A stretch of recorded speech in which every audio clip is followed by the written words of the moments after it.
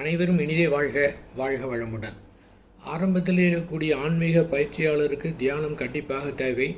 அலை பாய்ந்து கொண்டிருக்கின்ற மனதை அமைதிப்படுத்துவதற்கு அது தேவை.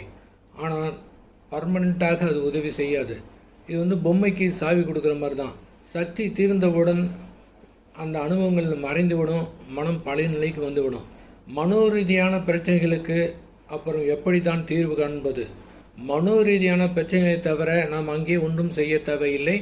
அங்கு ஏற்பட்ட உணர்வுகளும் நினைவுகளும் தானாக தோன்றி தானாக மறைந்து விடுகின்றன. அங்கே நாம் செய்வதற்கு எதுவுமே இல்லை என்று புரிந்து கொண்டாலே போதுமானது. அது தானாகவே சரியாகிவிடும். எப்படி ஊதுவத்திலிருந்து வரக்கூடிய புகை தொடர்ந்து வந்து கொண்டிருக்கின்றதோ அதே போல நம்முடைய மனதிலிருந்து வரக்கூடிய நினைவுகள் தொடர்ந்து வந்து கொண்டே இருக்கின்றன. அது நிலைத்திருப்பது கிடையாது. ஆகவே ஆறுபோல் அப்படியே விட்டுவிட்டோம் என்றால் தானாகவே சரியாகிவிடும். இது ஒன்றுதான் தீர்வு மனோரீதியான பிரச்சனைகளுக்கு.